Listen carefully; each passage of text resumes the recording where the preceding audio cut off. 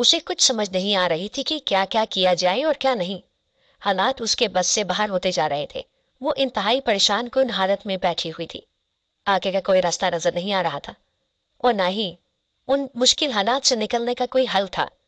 वो बेबसी की इंतहा पर था। घर में कई दिन से फाके चल रहे थे। उसको अपनी परवाह नहीं थी। उसे अपने नन्हे बच्चों की फिक्र थी जो उसकी गरीबी और मुफलिसी को नहीं समझते थे। उन्हें बस वक्त पर पेट भरने के लिए ग़िज़ा चाहिए होती थी। वो नहीं जानते थे कि उनकी माँ कितनी मजबूर और कितनी बेबस है।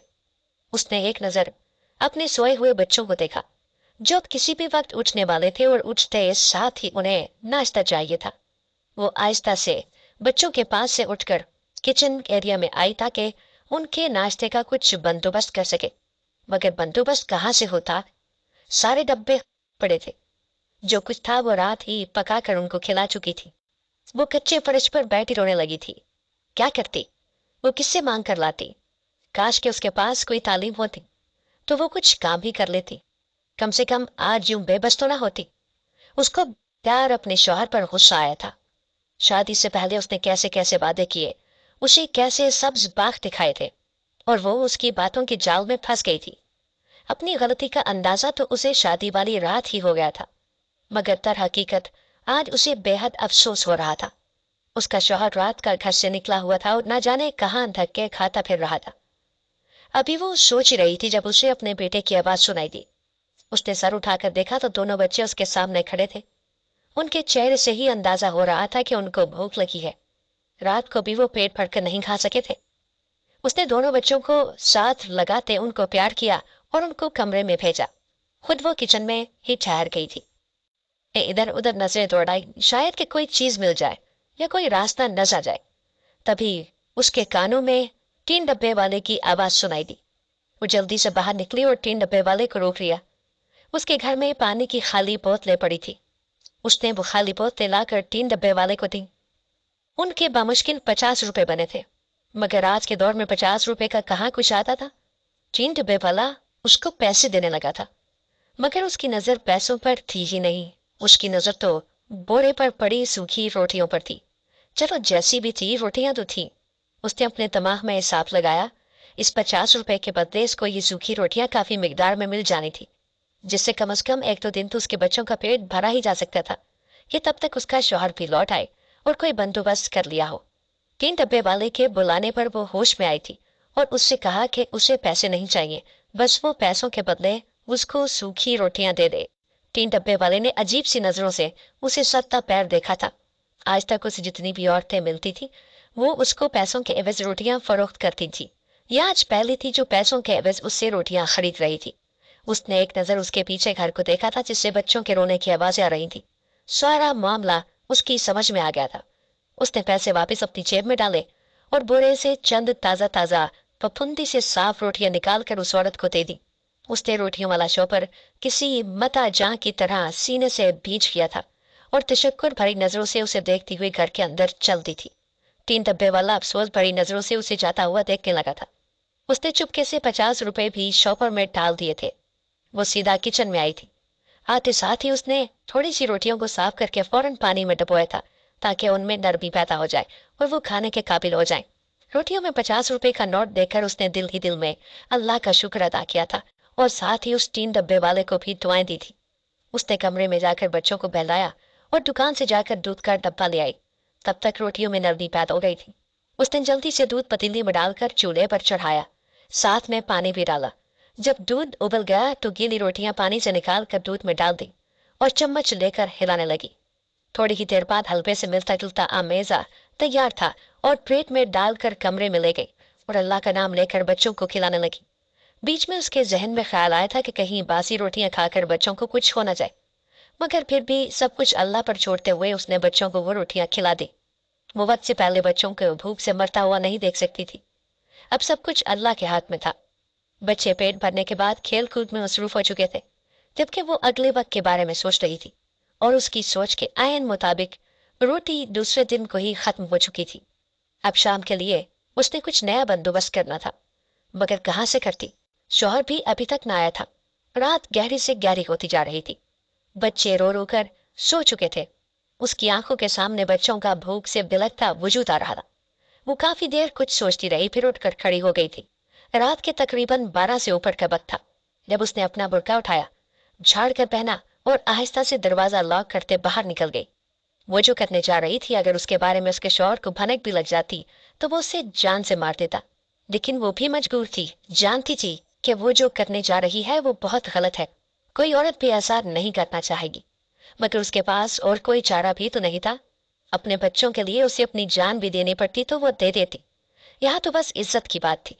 क्या फायदा था ऐसी इज्जत और ऐसी ऊंची नाक का कि इज्जत का प्रचार करते करते औलाद भूख से मर जाए। उसने सोच किया था कि चाहे उसको रात रात भर के लिए भी उस घर पर रुकना पड़े तो रुक जाएगी, मगर अपने बच्चों के लिए रोजी रोटी का इंतजाम जरूर करेगी। वो अपने ही ख्यालों में गुम अपने शौहर की इज्जत को खाक में मिलाने जा रही थी। वो नहीं जानती थी कि उसका ये कदम उस पर किस कदर भारी पड़ सकता है। वो अनजान थी कि उसका अंजाम क्या होना है, या फिर जानते बूझते हुए खुद की जिंदगी को जहन्नुम बनाने जा रही थी। वो जानती थी जिस दलदल में वो कदम रखने जा रही है उससे निकलना इंतहाई मुश्किल है, मगर वो अपने बच्चों के लिए कुछ भी कर गुजरना चाहती थी। मेरा नाम फैसल है, मेरी उम्र 32 साल है और मैं 2 बच्चों का बाप हूँ। हर इंसान की जिंदगी में कुछ नशे व फराज आते रहते हैं। यही उतार चढ़ाव जिंदगी का हिस्सा होते हैं, मगर बाज औकात ये उतार चढ़ाव आपकी जिंदगी में ऐसे वाकयात छोड़ जाते हैं कि जो आपकी जिंदगी में कभी भी ना भूलते और ना ही कभी आप उन वाकयात को भूल सकते हैं। मेरी जिंदगी भी यूं ही गर्दिश तौरा में थी और ये नशेबो फराज मेरी जिंदगी में ऐसा तूफान बर्पा करके लाए कि जिसको मैं कभी भूल नहीं सकता। यह आज से 8 साल पहले का वाकया है जो अभी तक मेरे जहन में मैव है। ये कहानी खुद मेरी जाती जिंदगी की है। मेरे साथ हुए इस हादसे में मेरे माजी का बहुत बड़ा हाथ था। उस वक्त मैं 24 साल का था। मेरी पैदाइश एक खाते पीते घराने में हुई थी। अब्बा का भी बड़े लोगों में अच्छा खासा उठना बैठना था। 7 साल तक मैं खूब ऐशो इशरत और लाड प्यार में पला था। घर में सबकी तवज्जो का मरकज मैं ही होता था। सबके लाड प्यार और बेजा मोहब्बत का मैं इकलौता वारिस था। लेकिन मेरे 7 साल के होने पर हमारे घर में एक नए फर्द का इजाफा हुआ था, जिससे सबकी तवज्जो मुझसे हटकर उसकी तरफ हो गई थी। वो मेरा भाई था जो मेरी 7वीं सालगिरह के दिन ही उस दुनिया में आया था। मुझे आज भी वो दिन याद है जब सबने मेरे लिए सरप्राइज बर्थडे प्लान किया था, और मैं हर साल की तरह इस साल भी सरप्राइज बर्थडे पाकर खुश भी था और हैरान भी। गार्डन के बीचों बीच खूबसूरती से सजाए गए मेज पर मेरे नाम का केक रखा हुआ था। मैं अपने अम्मा अब्बा के हमरा केक के पास पहुंचा और कैंडल बुझाकर केक कट करने लगा। लेकिन उससे पहले कि मैं केक काटता, आइन उसी वक्त अम्मा अपना पेट पकड़ती दूरी हो गई थी और जोर जोर से चिल्लाने लगी थी। सब फौरन मुझे छोड़कर अम्मा के पीछे लपके थे और मुझे मुलाजिमों के हवाले करते अम्मा को लिए फौरन अस्पताल के लिए निकल गए थे। मेरे केक पर 7 शक्ल की कैंडल्स जलते जलते पिघल गई थी और मैं हसरत से उसे देखता रह गया था। काश कि अम्मा बीमार ना होती तो मेरा दिल यूं ना जलता। मैंने मुलाजिमों से अम्मा के बारे में पूछा तो उन्होंने कहा कि अम्मा अब्बा मेरा बहन या भाई लेने गए हुए हैं। मुझे सुनकर खुशी भी हुई थी और दुख भी। खुशी इस बात की थी कि मेरे साथ खेलने वाला कोई आएगा, और दुख इस बात का था कि अम्मा अब्बा मेरी सालगिरह छोड़कर उसको लेने चले गए थे। वो किसी और वक्त भी तो जा सकते थे ना। उस वक्त उन सब का इग्नोर करना मेरे दिल में रह गया था। शायद मुझे जिंदगी में पहली बार नजरअंदाज किया गया था, इसलिए मुझसे ये बात बर्दाश्त नहीं हो रही थी। खैर, उनका इंतजार करते करते मैं न जाने कब सो गया। सुबह जागा तो घर में बेइंतहा शोर मचा हुआ था और मुलाजिमों की इधर उधर खूब दौड़े लगी हुई थी। शायद अम्मा अब्बा वापिस आ गए थे, लेकिन अगर वो वापिस आ गए थे तो वो मुझे अभी तक अपने कमरे में क्यों नहीं लेकर गए थे। यही सोचते मैं अम्मा अब्बा के कमरे की तरफ चल दिया।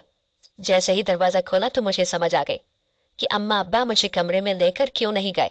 सामने ही बेड पर मेरी जगह पर कंबल में लिपटा वजूद बड़ा जमान था। सब उसके गिर्द इकट्ठे हुए थे।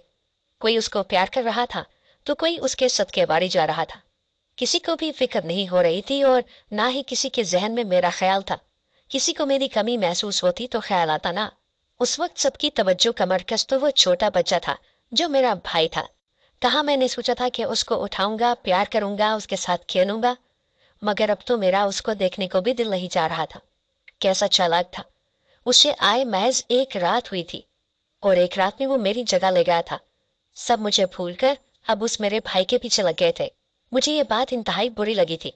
तभी मैं कमरे में जाने के बजाय वहां से वापस आकर दोबारा से पहले वाली जगह आकर लेटा। न जाने क्यों मुझे रोना आ रहा था। अपने माँ बाप और बाकी घर वालों की तवज्जो उसकी बजाय उसकी तरफ देखकर मेरे दिल को ठेस पहुंची थी। और फिर ये सिलसिला रुका नहीं था। हर रोज दिन रात मैं कई मर्तबा मेरा नन्हा सा दिल जख्मी होता था। मेरे पास मेरा कुछ भी न रहा था। हर एक चीज का बंटवारा कर दिया गया था। माँ का प्यार आधा था, बाप की शफकत आधी थी। बाकी सब घर वालों का जो मेरे साथ लाड था वो भी मुकम्मल मेरा न रहा था, क्योंकि अब मैं इकलौता न रहा था। अब मेरे साथ बराबर का हिस्सेदार आ गया था, जिसने मेरे पास कुछ भी मुकम्मल ना रहने दिया था। और हद तो तब हुई जब एक साल ठीक मेरी 8वीं सालगिरह के दिन किसी को भी मेरी सालगिरह याद न रही। सब मेरे छोटे भाई को विश कर रहे थे। और उस दिन घर में जो तकरीब रखी गई वो मेरी सालगिरह की हरगिज नहीं थी। उस दिन केक पर 8 लिखा होना चाहिए था, मगर यहाँ तो दोबारा से 1 शुरू कर दिया गया था। उस दिन मुझे अंदाजा हो गया था कि मेरी अब कोई अहमियत नहीं रही थी। मेरी अहमियत गिर गई थी। मैंने सोच लिया था कि चाहे कुछ भी हो जाए मैं वापिस अपनी जगह लेकर रहूंगा। मेरा इरादा था कि मैं खूब बड़ा आदमी बनूंगा और फिर मेरी खूब वाह वाह होगी। मैंने घर वालों की तवज्जो समेटने के लिए उल्टे सीधे काम करने शुरू कर दिए थे। कभी खुद को चोट लगवा लेता तो कभी जानबूझकर गिर जाता। कभी मैंने खुद को छुरी की मदद से जख्मी किया होता तो कभी स्कूल में किसी से लड़ाई करके आ जाता, जिससे मैं जख्मी हो जाता। इस तरह चाहे कुछ ही देर के लिए सही, सबकी तवज्जो मेरी तरफ हो जाती थी, जिससे मुझे काफी सुकून मिलता था। मैं हर वो काम करता जिससे सबका प्यार और मोहब्बत मेरी तरफ हो जाया करता था। मुझे अपने छोटे भाई से एक अनदेखी सी जलन महसूस होती थी। मैं सबके सामने उसके साथ भी ज्यादा वक्त गुजारता था, ताकि सब यही समझे कि मैं अपने भाई से प्यार करता हूँ। मगर ये बात सिर्फ मैं ही जानता था कि हकीकतन ऐसा कुछ नहीं था। मेरे दिल में उसके लिए कोई जज्बा न था, न मोहब्बत का और न ही नफरत का। बस मैं उसकी अचानक पैदाइश को कबूल न कर पा रहा था।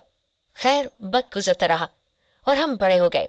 वक्त के साथ साथ मुझ में समझ आनी चाहिए थी, मगर ऐसा ना हुआ, बल्कि जो जो वक्त गुजरता गया मैं अपने माँ बाप की तरफ से मजीद इनसिक्योर होता चला गया। मैं इंतहाई मगरूर, जिद्दी और अक्कड़ वाला हो गया था। छोटी सी छोटी बात मेरे लिए अना का मसला बन जाती थी। मेरे घर वाले मेरा खास ख्याल रखते थे कि कहीं भी कोई बात मेरे मिजाज खिलाफ ना हो जाए। अम्मा अक्सर मुझे पास बिठा कर समझाती रहती कि यूं नहीं करते, ऐसा नहीं कहते, ये नहीं बोलते, यूं छोटी छोटी बातों को दिल पर नहीं लेते। वो अक्सर मुझे समझाती रहती कि वक्त और हालात के साथ कॉम्प्रोमाइज करना पड़ता है। ये आज के दौर में बेहतरीन जिंदगी जीने का उसूल है। लेकिन अब मैं समझने और समझाने के मराहिल से काफी आगे निकल आया था। कॉम्प्रोमाइज का लफ्ज तो मेरी डिक्शनरी में दूर दूर तक न था।